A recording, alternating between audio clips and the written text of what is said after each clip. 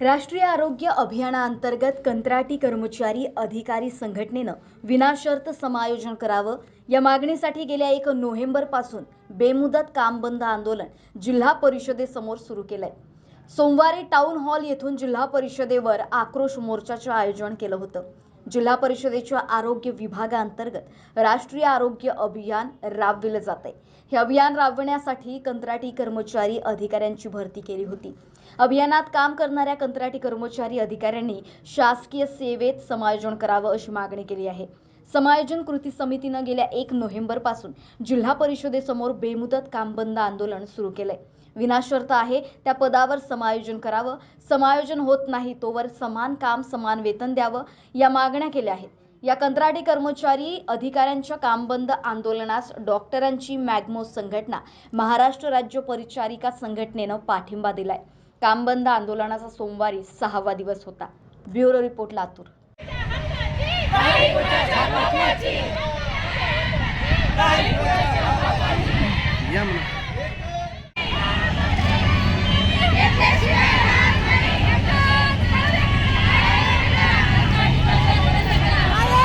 बंद करा, बंद करा, कंत्राटी पद्धत बंद करा, बंद करा, बंद करा, कंत्राटी पद्धत बंद करा, एकच नारा कायम करा।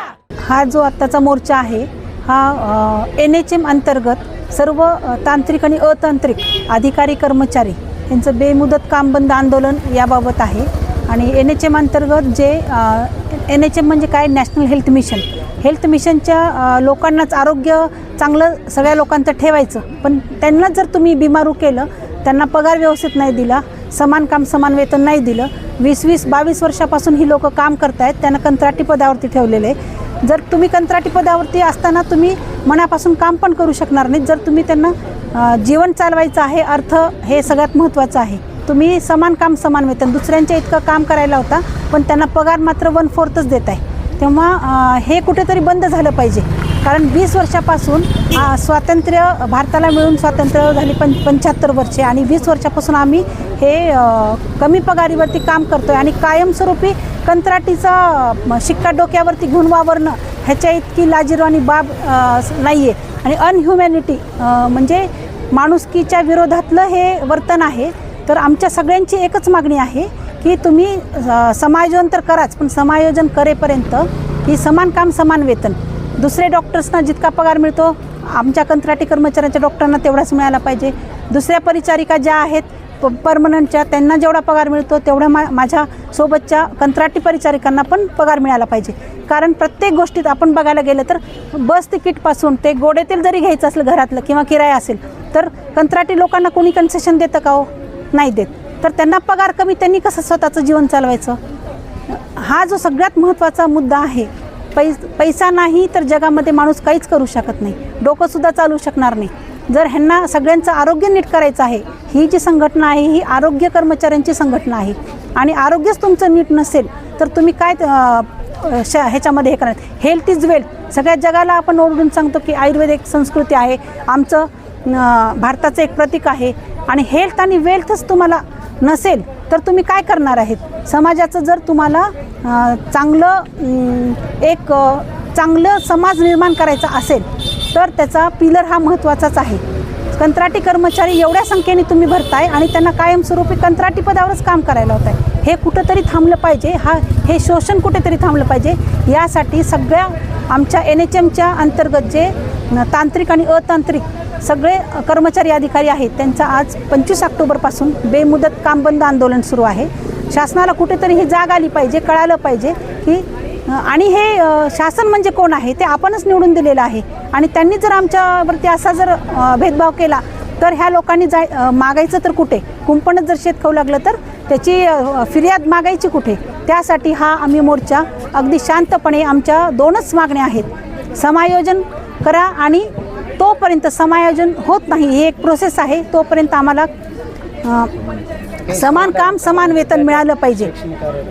आणि शैक्षणिक ह्याच्यात बघायला गेलं आपण तर शिक्षकांना 3 वर्षानंतर ते परमनंट होतात, ग्रामसेवक बघायला गेले की 3 वर्षानंतर ते परमनंट होतात। फक्त आरोग्य सेवेतल्या लोकांनीच काय केले की त्यांची चूक झाली का आरोग्य सेवेत येण्याची?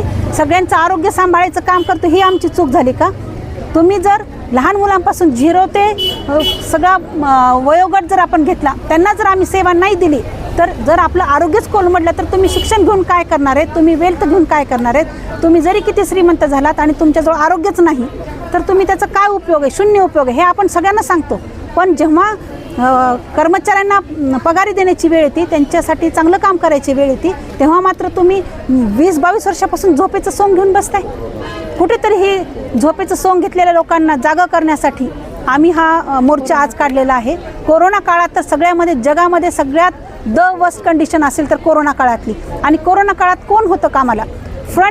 फ्रंट वॉरियर म्हणून सगळे कंत्राटी लोक होते. तेव्हा तुम्ही सगळे त्यांची वाहवा करता. साधारणतः एक फुलसुद्धा देत नाहीत आणि त्यांना पगार मिळतो कोणाला? तर तो सगळ्या परमनंट लोकांना. आणि कंत्राटी लोकांना काही नाही, फक्त वाहवा मिळते. वाहवा मिळून पोट भरत नसतं, हे सगळ्यांना माहीत आहे. तर तेव्हा याची सुद्धा दखल शासनाने घ्यावी.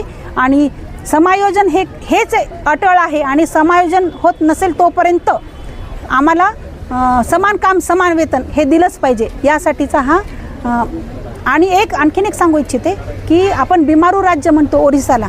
तर ओरिसाच्या मुख्यमंत्र्यांना जेव्हा कळालं की कंत्राटी पद्धतीवरती लोक काम करत आहेत, तेव्हा त्यांनी 0 मिनिटामध्ये सगळ्या अधिकाऱ्यांना बोलवून त्यांना जाब विचारला की हे अनह्युमॅनिटीचं रिलेशन असं कसं काय होऊ शकतं. या काळामध्ये अमानवीय वर्तन म्हणजे एकाला पगार एवढा आणि एकाला पगार कंत्राटींना एवढा पगार, हे लोक कसं काय जगू शकतील? तर ओरिसा राज्याला आपण म्हणतो की मागासलेलं राज्य, आणि हे महाराष्ट्र म्हणजे पुरोगामी राज्य आहे. ओरिसासारख्या राज्याच्या मुख्यमंत्र्यांनी एका मिनिटात विचार न करता कंत्राटी कळायला त्यांनी कंत्राटी हा शब्दच पुसून टाकला. त्यांच्या राज्यामध्ये कोणीच कंत्राटी नाही आता. तर हे महाराष्ट्र राज्य तर हे किती पुरोगामी राज्य आहे. तेव्हा ह्या उदाहरण घेऊन तर तुम्ही आम्हाला समायोजन केलं पाहिजे. आणि आमची जी मागणी आहे, 2च मागण्या आहेत, तर त्या आमच्या पूर्ण केल्या पाहिजेत असं मला वाटतं.